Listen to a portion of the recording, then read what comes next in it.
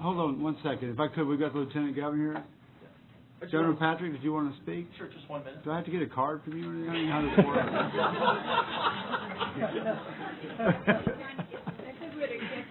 Okay. Are you on or for or against? Yeah, am I on, for, or against? I think you put me in the for category.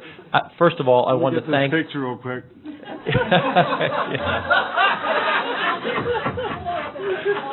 Yeah, wait a minute. I got it. Yes.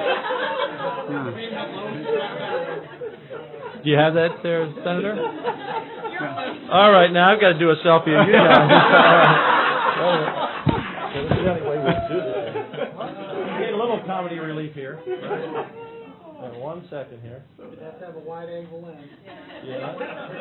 What's a little levity in the middle of it that is great. There we go. Okay, that's it. Did you get us all? I can't quite get you all. Don't forget you. Yeah, there you go. There we are. There's the selfie we all recognize. All you need is the chairman. Okay, there we go.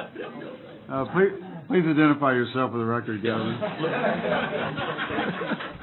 Former chair of this committee, former vice chair of this committee, Yeah. 4-year member, 8-year member of this committee. I served on every session. I think it's just one of the greatest committees to serve on. And I want to thank all of you on this committee for all of your work. You have been doing yeoman's work. This is a committee where you have lots of witnesses and long days into nights. And so I appreciate, at this point of the day, seeing so many senators still in their chairs. It's greatly appreciated. I just want to say something very quickly. Just a couple of quick numbers. As education chair, I totally support public education. We did a lot of great things working with you, Senator Campbell, and the others who were here on this committee last year to really reform education. We acknowledge our great teachers. We have roughly 2 million students in traditional schools in Texas. We have about 300,000 homeschooled, 250,000 in private school, and 150,000 in charter schools, and about another 100,000 on the wait list. Giving a handful of students an opportunity for a better school in situations where they just don't have choice is not going to impact public education.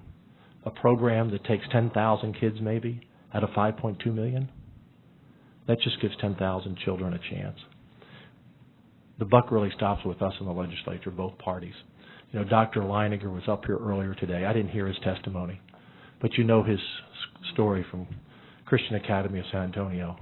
In 15 years, they've had one student not complete high school.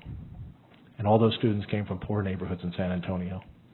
And every one of their students, except 2 or 3, went to college. And he spends about $6,000 a year per student. And guess what happened to teacher salaries at the Edgewood School District? They went up dramatically because of the competition that was created. And so those are lives. They've had about 12,000 graduates.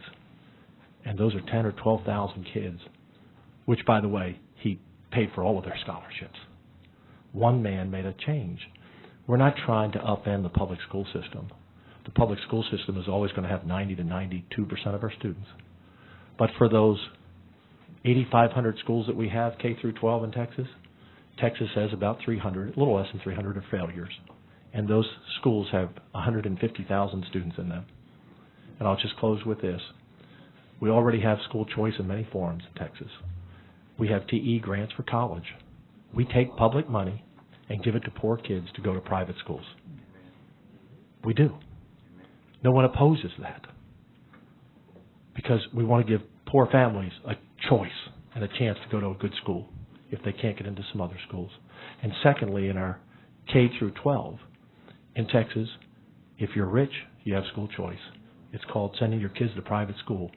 And talk to a lot of legislators in this building in both chambers, and not one legislator would have their child in a failing school, because they're wealthy enough, in many cases, send their kids to a private school or move to a better school.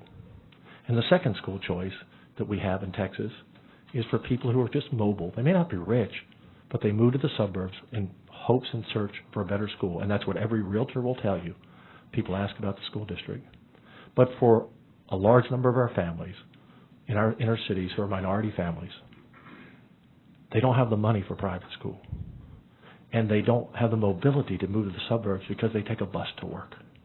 And I say to that woman or to that grandparent or to those parents or to that father, why should you not have the same choice as a rich person in Texas or a person who doesn't depend on the bus for work?